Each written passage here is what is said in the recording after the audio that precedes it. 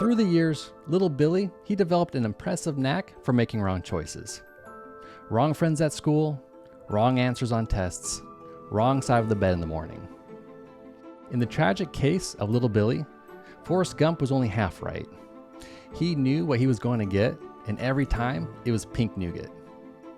Little Billy would be well into his late 40s before he would ever truly grasp the concept and ease of a no-brainer. But for now, every decision little Billy made was very much a brainer. And tonight was no exception. Unfortunately, little Billy's talent for making wrong choices this particular Christmas Eve left him standing last in line so far from Santa, not even Ralphie could empathize. As the line began to shrink, so did little Billy's hopes of getting something special for Christmas. With every step towards Santa, little Billy's head lowered until he finally made it to the big man. Ho ho! Oh! Santa scooted a little forward on his seat. Why so sad, little boy? Little Billy looked down at his boots. I'm last. I wouldn't stop gaming, and now there isn't enough time for you to get my present finished before tomorrow. It's impossible. But you're last. Yeah, I know. Don't rub it in. Well, don't you know that the last child to tell Santa what he or she wants for Christmas gets an extra special present? They do? Yes, indeed. Indeed they do. Because you're last, you can choose one of these special wishes. You can have unlimited toys, a never-ending supply of candy, or infinite wisdom. Little Billy thought for a moment. Not wanting to make the same mistake again, he said, Wisdom. Yeah, I'll take the wisdom.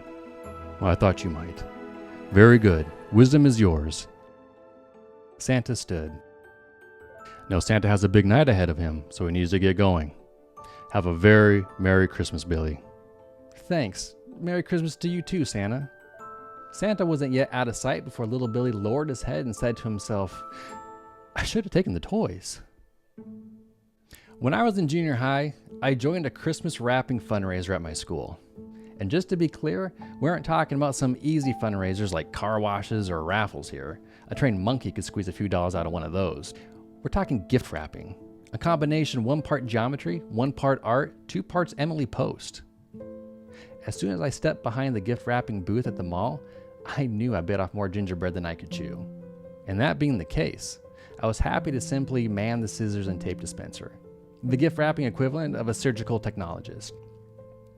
I didn't know how to wrap, but I knew how to assist. And it wasn't long before I hit my stride. Tape, tape. Scissors, scissors. Space, giving you space. My wrapping partner and I were like McCartney and Lennon. Each perfectly wrapped gift was another chart topper. But unfortunately, like McCartney and Lennon, my partner left. And Orange Julius was our Yoko Ono. I turned for a quick restock of tape, and just like that, my partner was gone. All that remained was a man holding a My Little Pony in need of immediate attention. Can you help me? The man asked. I stared at the creature. Please, it's for my daughter. There isn't much time. I snapped out of it. Yes, of course. Put her down there on the table. I quickly grabbed the nearest roll of wrapping paper and spread a sheet roughly the size of the purple equine. You've done this before, right? The man asked. Sir, Roger. My name's Roger. Roger. I positioned the pony squarely on the table. This isn't my first rodeo. I began the procedure. Between my knowledge of E.R., MacGyver, and Bing Crosby's Merry Christmas album, I felt my confident response was within reason. Everything I'd observed over the past 40 minutes was about to be put to the test. And despite operating alone, I was ready. My scissors glided through the decorative wrap like a Yoshihiro knife through a tender roast beast. I measured, cut, taped with all the grace and mastery of a seasoned elf. I couldn't help but smile. The pony smiled sappily back at me. About halfway through, I slipped into a trance-like state that could only be described as Hallmarkian. Ambient sound faded, my vision focused, my senses aligned like stripes on a candy cane, all focused on one thing and one thing only: Christmas cheer. At one point, sugar plums danced in my head, which, as anyone will tell you, is a rarity inside the conscious mind. The spirit of Christmas had taken control, and for a brief moment, I was one with the Yuletide. When I opened my eyes, the final triangle fold was made and secured. I wiped a single bead of sweat from my forehead. The man and I looked down at the table. Our eyes then met. I did everything I could for her. I'm so sorry. If you had gotten here just a little bit earlier, yeah, I'll just wrap it again at home, thanks. Fortunately for him, when he did the rewrapping, he'd be able to use the scissors that I accidentally taped inside the package. It's been said, don't judge a book by its cover. And if that book happens to be a gift, research shows that the same metaphor can be applied to its wrapping. In an article published by the Journal of Consumer Psychology, researchers Rixum, Mass, and Rixum studied the effects of gift wrapping on how recipients felt about the gift.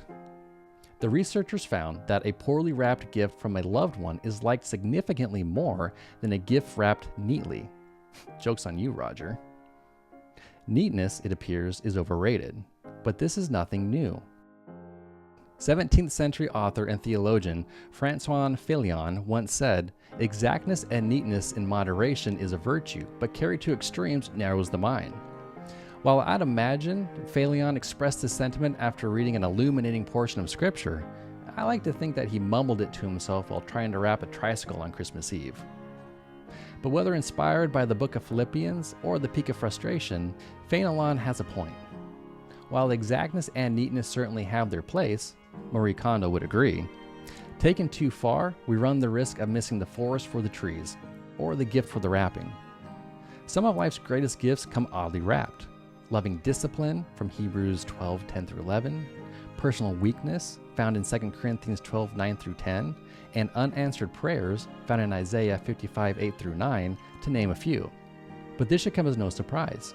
After all, the greatest gift given to humanity also arrived unusually wrapped over 2,000 years ago. Sadly, many missed the gift for the wrapping that day too. And this gift was not only from a loved one, but from love himself. So when it comes to gifts this year, whether from beneath the tree or heaven above, if it looks like it was wrapped by a junior high boy, you're certainly sure to be in for a treat. Merry Christmas.